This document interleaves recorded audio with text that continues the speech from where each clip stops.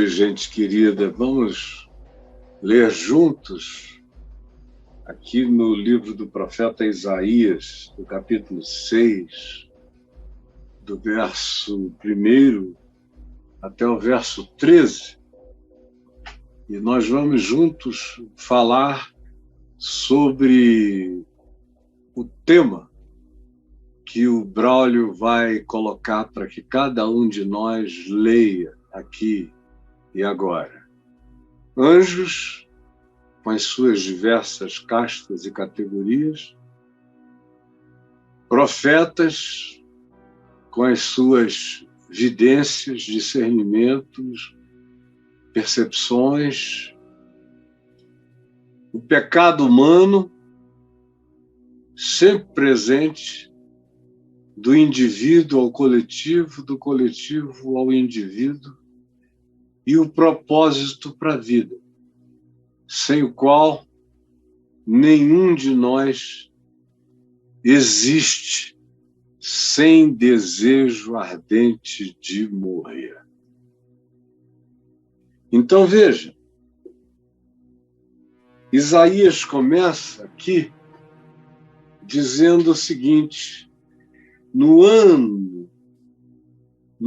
da morte do rei Uzias, eu vi o Senhor assentado sobre um alto e sublime trono. É um negócio enlouquecedor, né? O cara dizer, no ano da morte do presidente tal, do rei tal, do imperador, seja ele quem for, mas que dirigia aquela terra. No ano da morte dele, os céus se abriram e eu vi a Deus pela primeira vez. Porque certas pessoas vêm ao mundo para dificultar a percepção de Deus na vida de muita gente. Tem muita manifestação divina que é travada pelo modo maligno como o poder é exercido entre povos e nações. E quem não sabe o que eu estou dizendo não quer saber, porque é o que a Escritura ensina de uma ponta a ponta. Praticamente todos os grandes juízos de Deus nas Escrituras, de ponta a ponta, aconteceram por causa da anuência ou da permissão de influência que o povo assentiu, consentiu, recebeu, se corrompendo a partir de poderes superiores, que têm muitas vezes a força de moldar toda uma geração, toda uma nação, todo um país. Então aqui Isaías diz que no ano da morte do rei Uzias, que foi um rei com coisas muito, muito estranhas, algumas ambivalências. Ele dizia que se interessava por determinadas realidades de natureza espiritual positiva, ao mesmo tempo em que se curvava e admitia umas outras situações inadmissíveis. E aí, é no ano da morte desse cara que Isaías diz, o céu se abriu para mim. Aí vem a primeira categoria de anjos. Ele diz, serafins estavam por cima dele, desse Senhor assentado, Deus assentado, sobre um alto e sublime trono. Ele diz, serafins estavam por cima dele. Cada um tinha 6 asas. Com 2 cobria o rosto, com 2 cobria os seus pés e com 2 voavam. E clamavam uns para os outros, dizendo, Santo, Santo, Santo é o Senhor. Toda a terra está cheia da sua glória. As bases do limiar do altar se moveram. Aquela pedra se moveu. com aquela força e com o perpassar de rocha sobre rocha, pedra sobre pedra, se ouviu o ronco daqueles poderes feitos de rocha fixa rodarem uma sobre a outra, sem mão alguma movendo-as. Ele ouviu as bases do limiar se moverem. A voz do serafim que clamava. E enquanto esse serafim, que é um ser extraterreno, ou seja, você não acha serafim nas florestas do Amazonas, no deserto do Saara, nem no fundo do Atlântico ou do Pacífico, nem na atmosfera. Não acha serafim voando em volta de satélites pelo espaço. Eles não são seres da nossa dimensão, eles são criaturas de outra energia, mas são criaturas. Serafins é o nome dado aqui por humanos a criaturas que Isaías não conseguia nem definir, nem designar, você me entendeu? Nem designar. Aí ele fala desse ser aqui, que é fora da Terra, é extraterreno. Em relação a quem nós somos, a nossa carne, ao nosso sangue, ao nosso planeta, são alienígenas. Estavam por cima dele, do Senhor assentado no trono. Cada um tinha 6 asas, com 2 asas cobria o rosto, com 2 asas cobria os pés, e com 2 asas voava. Aí tem milhares de tentativas de interpretação, todas alegóricas, para dar significado a isso. Eu acho tolice. Então, vamos passar adiante. Pode ser e é, provavelmente, simplesmente o modo desses seres. É uma descrição da anatomia dessas criaturas. É que todo mundo quer ter algum tipo de cabala, de ensino não revelado, para arrancar daqui e todo mundo dizer, uau, que revelação. Mas isso é para quem conhece pouco o significado das Escrituras. Então, esses seres eram assim, e eles clamavam uns para os outros, dizendo, toda a terra está cheia da glória desse que é santo, santo. As bases do limiar se moveram. Quando esses serafins falavam, tremeram e a casa se encheu de fumaça. Então disse eu, ai de mim, estou perdido, porque sou homem de lábios impuros, habito no meio de um povo de impuros lábios, e os meus olhos viram o Rei, viram o Senhor. Então um dos serafins voou para mim dizendo, um desses seres voou para mim dizendo e trazendo na mão uma brasa viva, pegando fogo, que ele tirara do altar com um tenaz. Pegara com um tenaz a brasa e tirara do altar e trouxe para mim, diz Isaías, e tocou a minha boca. O que você acha que acontece quando uma brasa que o serafim carrega com um tenaz, não é nem com a mão pura, com um tenaz, e toca na boca de um homem, de uma mulher, de um ser humano? Ele fica com a boca definitivamente marcada. Isaías era um homem de boca marcada,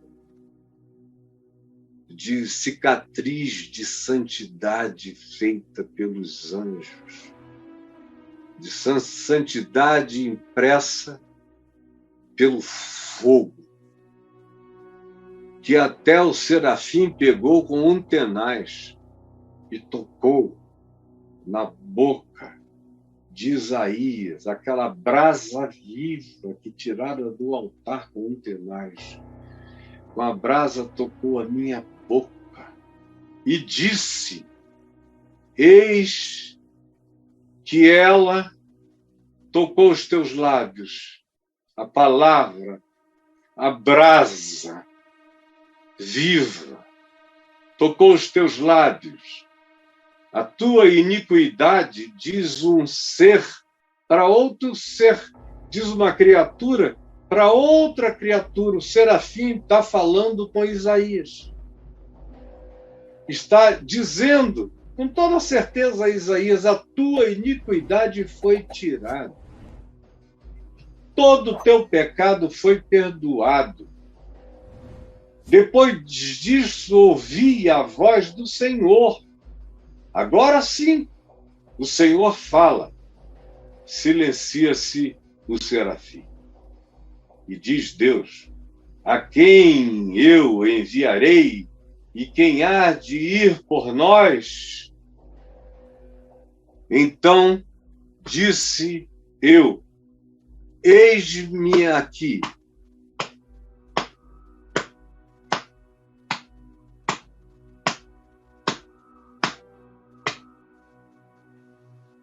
Eis-me aqui.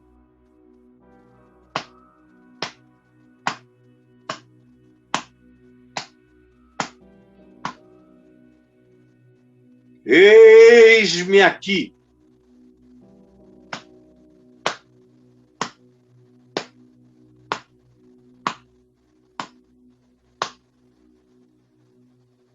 Eis-me aqui. Eis-me aqui. A quem enviarei e quem há de ir por nós? Disse eu. Digo eu também. Tenho dito eu. Cada eu que há aqui que diga por si. Disse eu. E aqui eu peço licença a Isaías para que eu diga, disse eu, eis-me aqui, envia-me a mim. Estou me oferecendo desde jovenzinho, com todo o meu coração. Então ele, aqui não é o serafim, é Deus, disse, vai. Vai. Você já ouviu Deus dizer a você, vai? Vai. Mesmo que te queima a boca, que te purifica, que te perdoa, mas que te marca, que pergunta quem quer ir. E ouve você dizer, eu.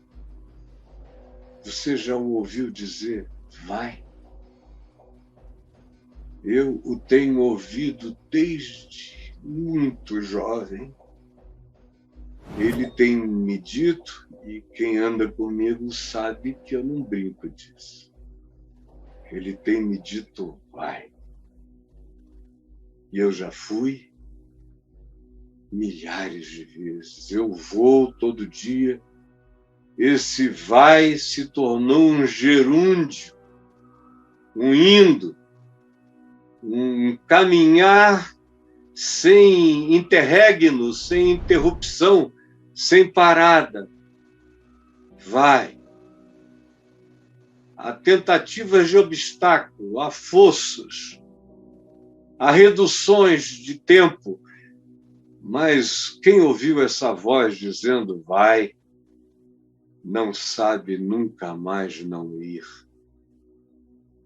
É uma atitude existencial que emana de uma provocação diária de Deus, de um esguichar do Espírito Santo em mim todo dia.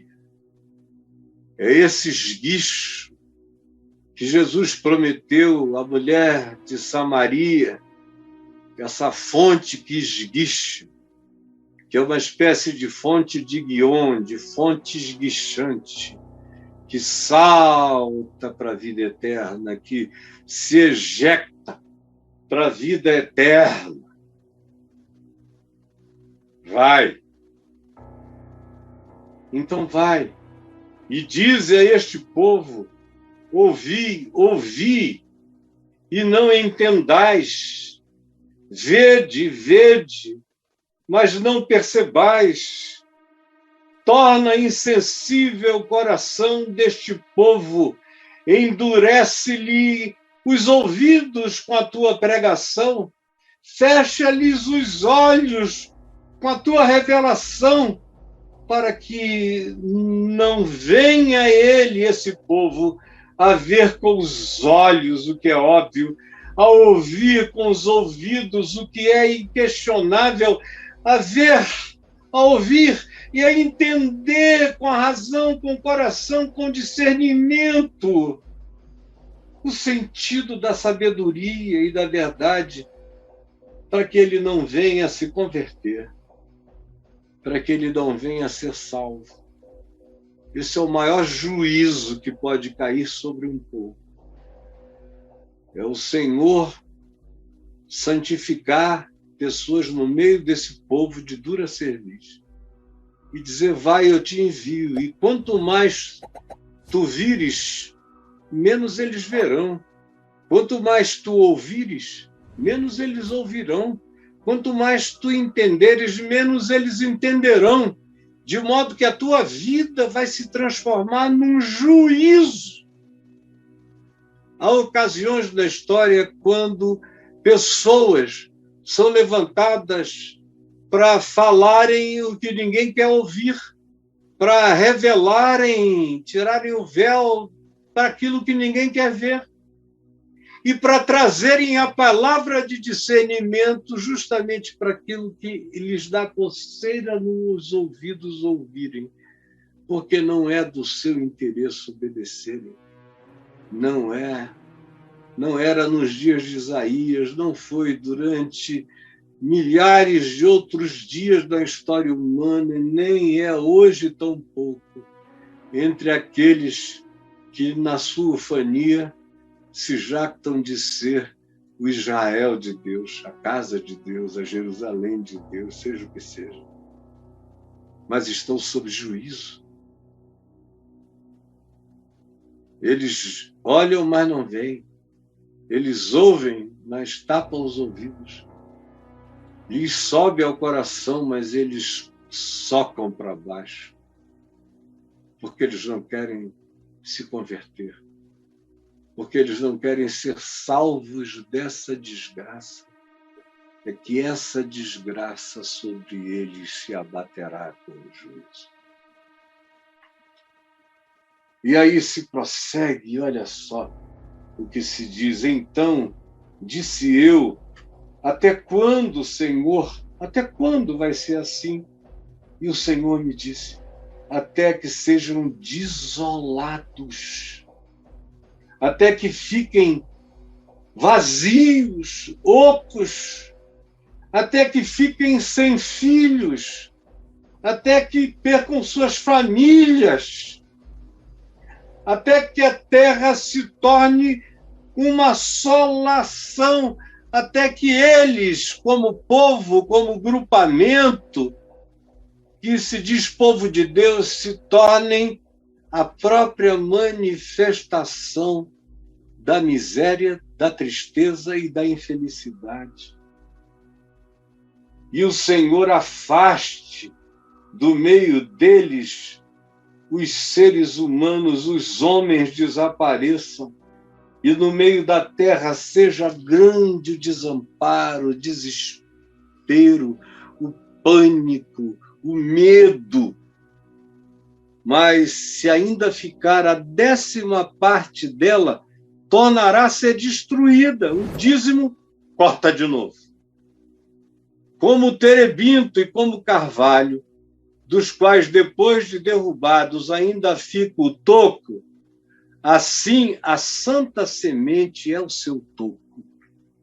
Vai ficar só um toquinho, mas dali vai brotar a santa semente.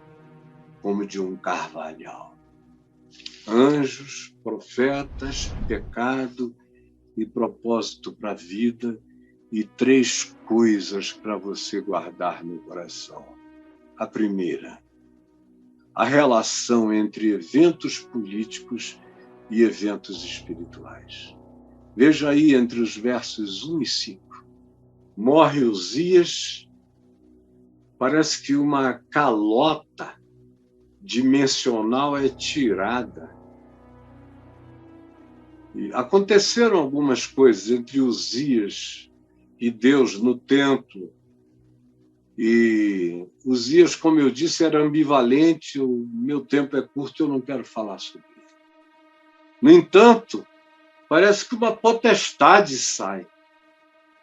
Existem certas pessoas, certas autoridades que representam potestades, poderes, castas do mal, demônios, forças malignas. E aí, no dia que essa pessoa é tirada, os céus se abrem, apocalipses surgem, o Senhor é visto, é discernido na sua soberania, no seu alto e sublime trono. E a gente vê outras dimensões, serafins, criaturas distintas, de outras expressões. A glória de Deus se manifesta em diferenciações através de criaturas impensáveis que não têm nada de semelhante a nós, mas que também sabem louvar a Deus, mas que não parecem comigo. A primeira coisa que a gente vê é essa relação entre eventos políticos e eventos espirituais. Por isso eu queria que você lesse o meu livro Entre Dois Mundos. Entre Dois Mundos, que já se chamou Batalha Espiritual. Ele mostra bastante a relação entre eventos políticos de um lado e eventos espirituais e principados e potestades e poderes do outro lado. Você vê isso também no livro de Daniel, onde eventos políticos sempre são representados por potestades espirituais, principado da Grécia, principado do Egito, principado dos reis da Pérsia, principados variados, principado de Israel. Está lá em Daniel como eventos políticos e eventos espirituais se misturam. Como a gente pode discernir, quem tem olhos para ver, ouvidos para ouvir, coração para discernir, está vendo, está ouvindo, está sabendo o que está acontecendo. Entre nós, hoje.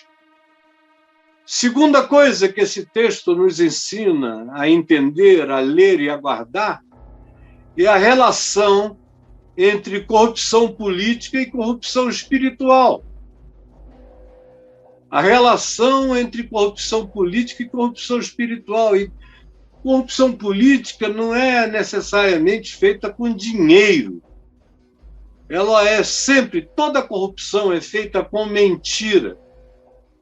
Mentira de palavras, mentiras de promessas, mentiras ditas numa hora, desfeitas na outra, reafirmadas no tempo seguinte, mentira. A gente sempre sabe que onde há mentira, há um pai da mentira. A gente sempre sabe que onde há ódio, há o pai do ódio, que é homicida desde o princípio.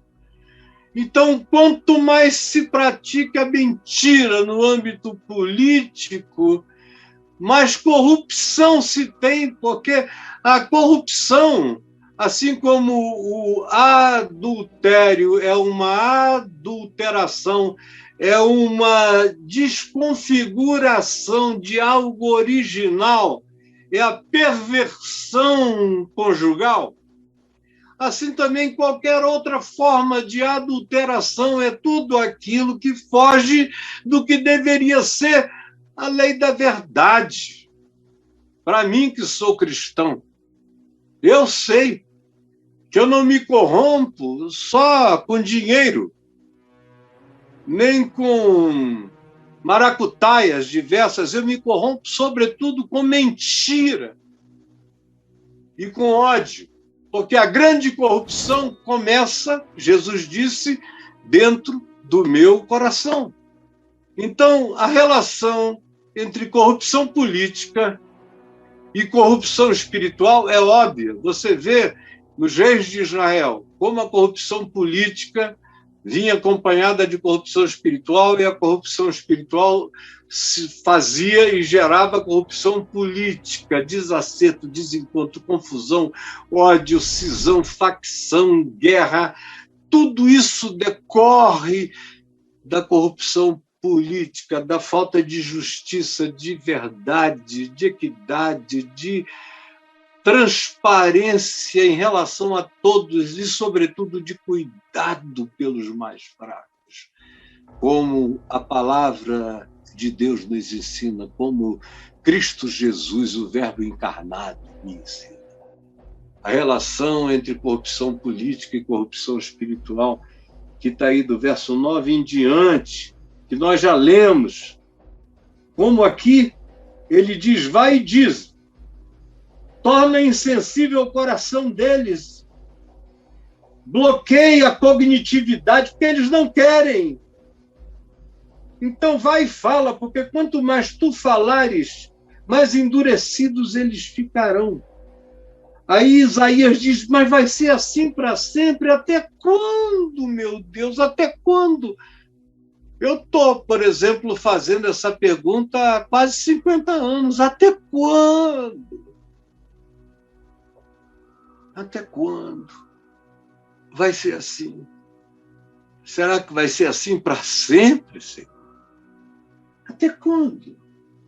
Aí o Senhor diz, eles só vão se converter no dia que eles forem desolados, quando as cidades deles não forem mais lugar para ninguém morar, de tanta violência, de tanto ódio, de tanta gente armada, de tanta gente capaz de virar para o lado como Lameque e te dar um tiro na cabeça só porque você não entendeu o sinal de seta que ele fez no trânsito.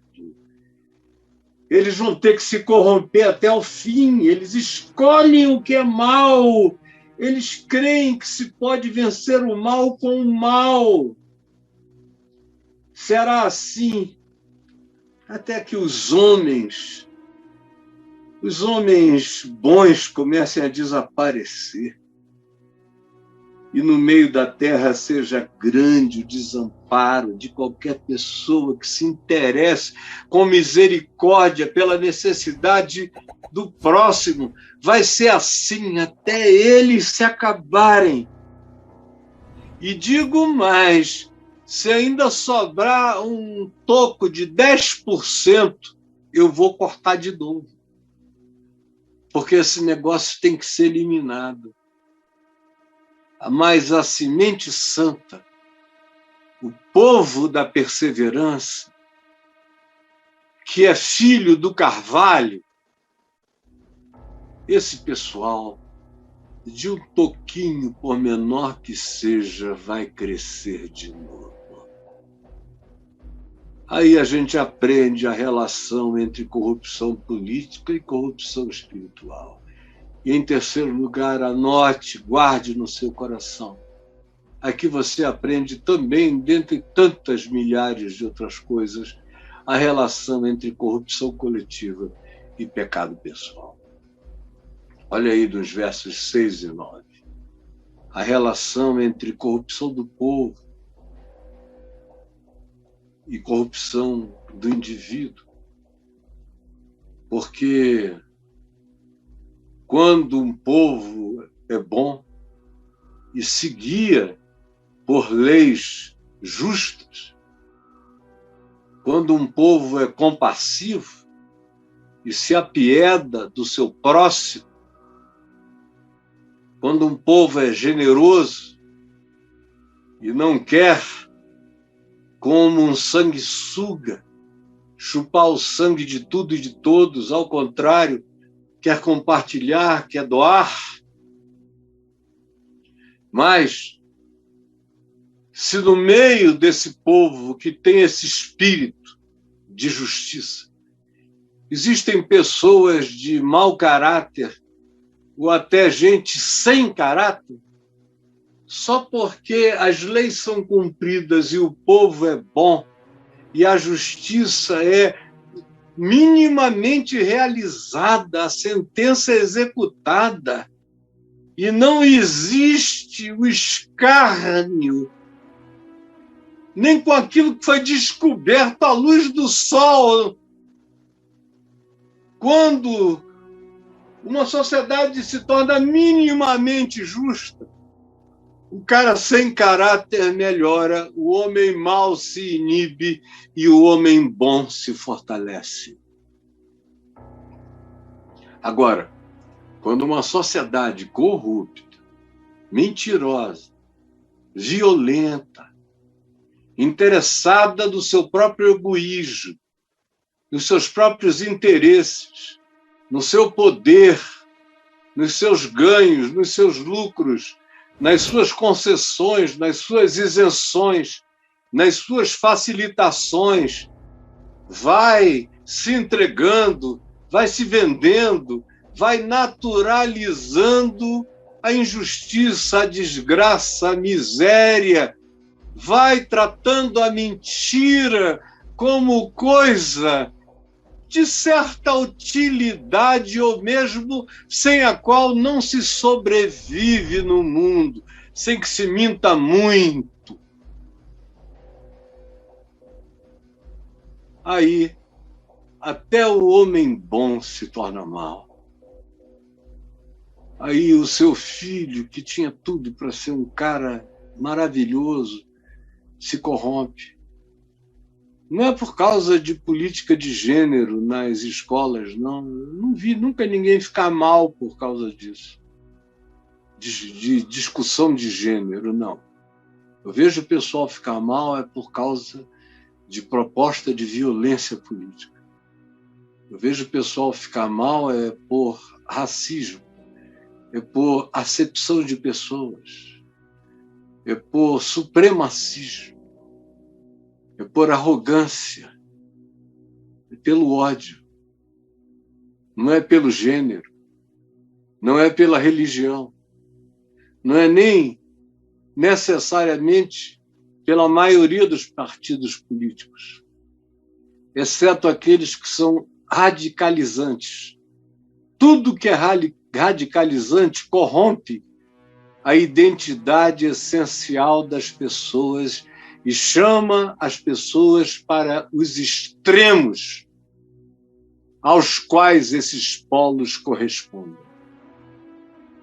Mas quando você tem um ambiente, mesmo que seja político, de gente dialogal, racional, fraterna, que respeita o direito do outro ser diferente, pensar diferente, votar diferente, escolher diferente, praticar uma religião diferente, deixa o outro viver tanto quanto se quer ter liberdade para viver.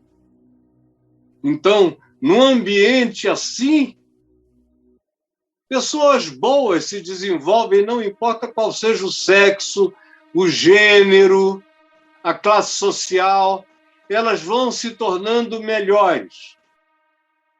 E mais, os homens e mulheres maus vão se tornando inibidos, vão sendo filtrados, vão sendo acachapados pelas escolhas sinceras, verdadeiras, justas e humanas da maioria.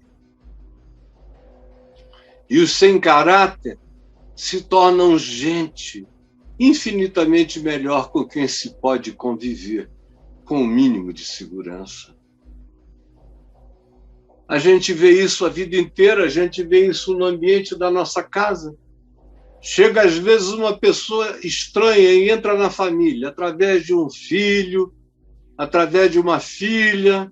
Entra alguém, uma nora, um genro, ou algumas noras e alguns genros.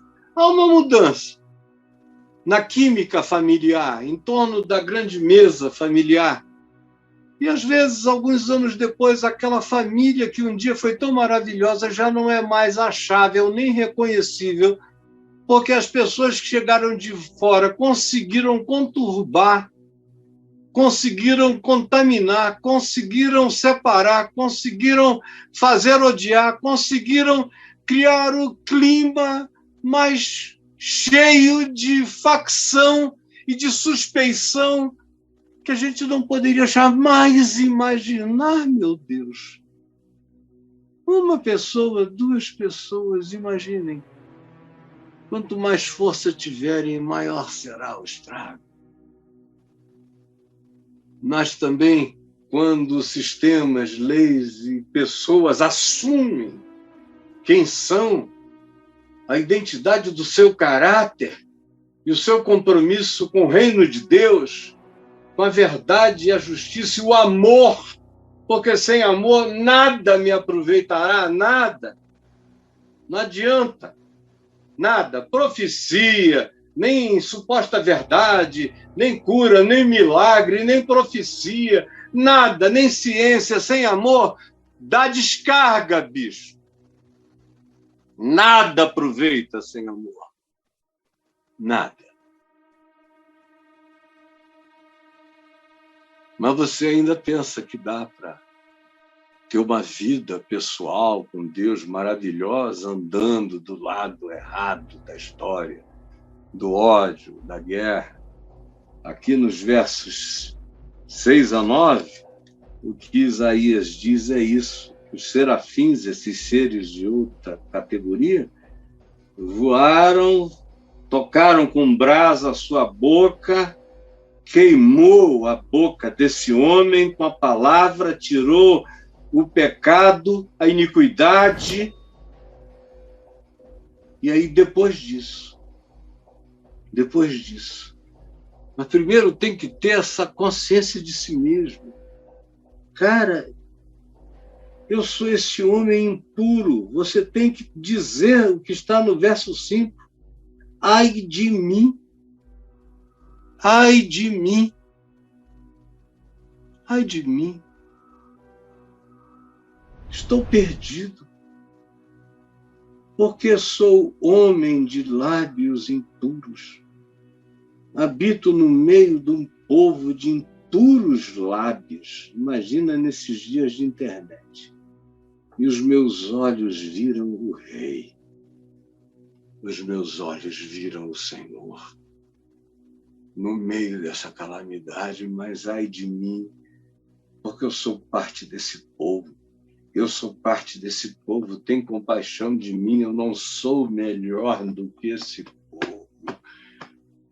E aí vem o Senhor, vem uma criatura divina e diz: olha, teu pecado está perdoado, tua iniquidade foi apagada, e tu estás queimado com a santidade da verdade de Deus.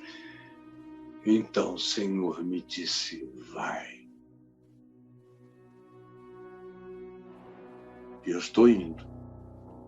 E nunca pararei de ir, sabendo que, em primeiro lugar, eu tenho que cuidar do meu próprio coração todos os dias.